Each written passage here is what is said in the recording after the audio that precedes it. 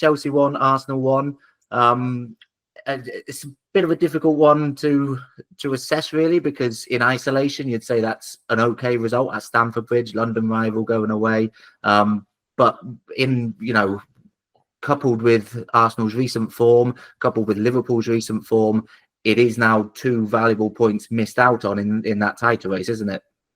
It is, yeah. I think you assessed it really well, to be honest. You summed it up really well. Going to Stamford Bridge and getting to a draw is never really a bad thing, but in Arsenal's position, and they absolutely set out for this season wanting to win the title, to now find themselves 9 points behind Liverpool, who are streaking away and not looking like they're going to be dropping too many points in the near future.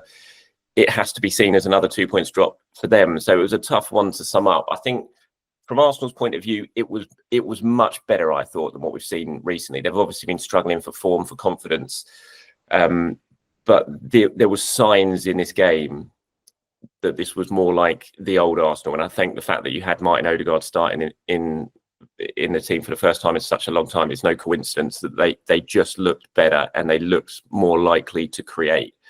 He's clearly not fit yet, but the fact that he could come in after so long out, play 90 minutes and still have such a big influence on the game when probably playing at about 60-70% fitness was a huge thing. So there was definitely positives to take from it, no doubt about that. But at the end of the day, I think the final scene you basically saw was Mikel Arteta lying on the turf at Stamford Bridge when that chance went begging. Whether it was offside or not, we'll never know. But that scene of Arteta on the floor, I think, was a perfect sort of. It encapsulated perfectly how Arsenal felt at that moment, because it was, the win was there for the taking and they didn't take it, and that could prove really costly given the position they're in. So yeah, there were positives to take, but ultimately it was 2 points dropped again.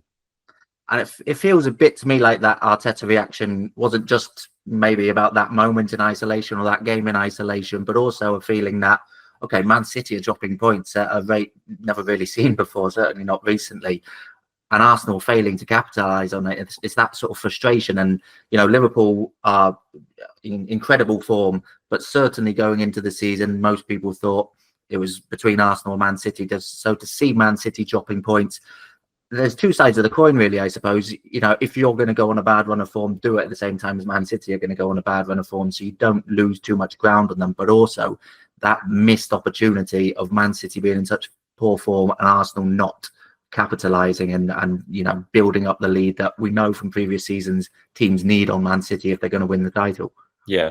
I think Arteta knows there's just not very much room for error now, given the start of the season Arsenal have had, and I think he knew that, and I think his reaction at the end showed that as well.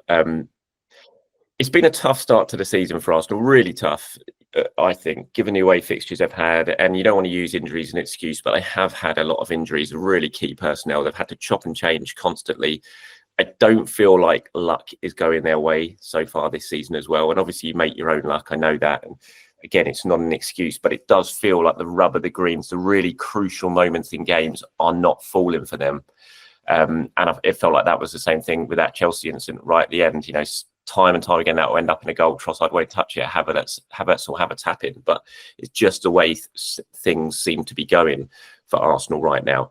I still look at it though, and I don't know if it's me being naive and underestimating Liverpool or what, but I look at that gap still, and the first thing I'm doing is looking at the gap to Manchester City rather than the gap to Liverpool. And again, that might just be me being naive, because Liverpool is streaking clear, and this isn't a young, inexperienced Liverpool team. This is a Liverpool team that's been there and done it and won the Champions League and won the Premier League. Yes, there's been a few changes in personnel, but you've still got the heartbeat of that side. You've still got Alisson in goal. You've still got Konate and Van Dijk at the heart of the defence. You've still got Trent and Robertson there.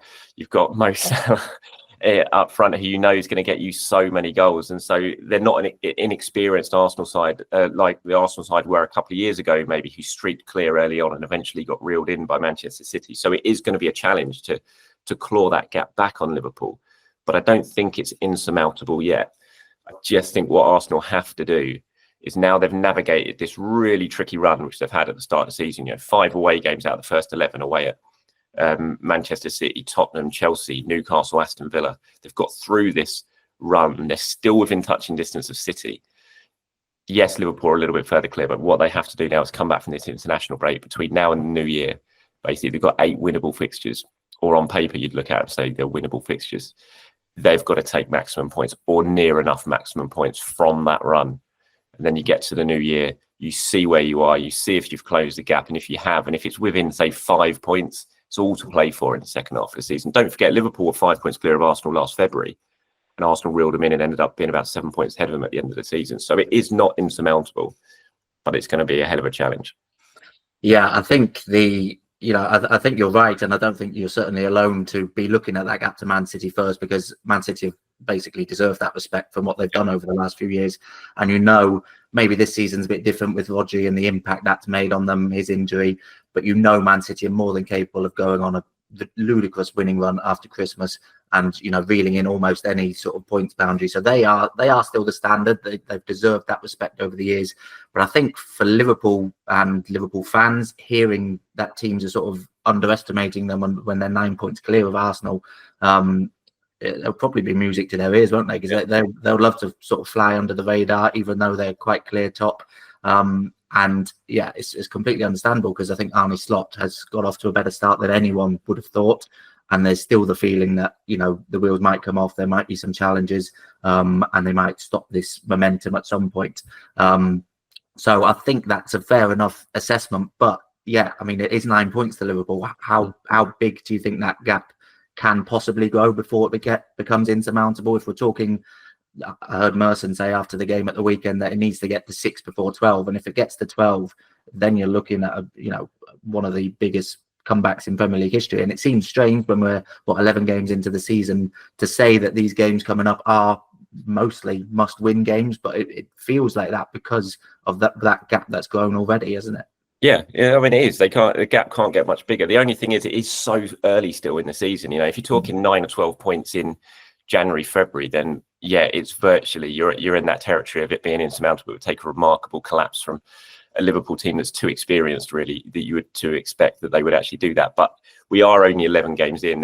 And that's why I'm looking at this period now after this international break in the run up to New Year is just absolutely crucial for Arsenal and for Man City and anyone else who entertain any ideas, because we can't really rule Chelsea out. When you look at the league table, Chelsea are still there in the mix, and they've got such a good team and a good squad that you can't sit here right now and say they're not going to challenge for this title, and maybe some other teams as well.